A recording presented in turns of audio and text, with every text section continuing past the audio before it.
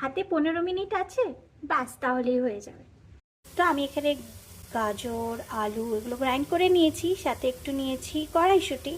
তো আমি হালকা সাদা তেল আর একটু ঘি দিয়ে এটাকে নাড়িয়ে, এবার আমি দিয়ে দেবো সামান্য একটুখানি নুন, একটু নাড়িয়ে নেব।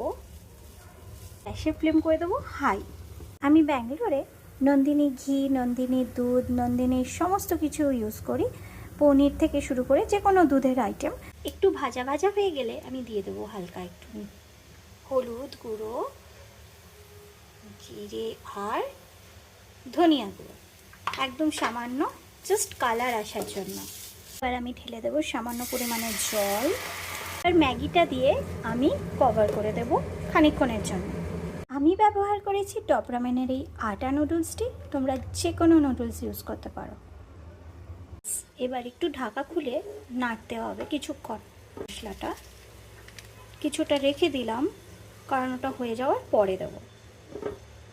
ব্যাস, আমার মনে হয় আমাদের ম্যাগিটা একদম পারফেক্টলি হয়ে গেছে। যে মশলাটা ছিল সেটা দিয়ে দিলাম। ধনেপাতার ফ্লেভারটা আমার আবার বড্ড প্রিয়, তাই একটু কুচিয়ে ধনেপাতা দিয়ে দিলাম। ব্ল্যাক পেপার ছড়িয়ে দিলাম, এখন একটু ঘি নিয়েছি, চারিদিকে ছড়িয়ে দিলাম।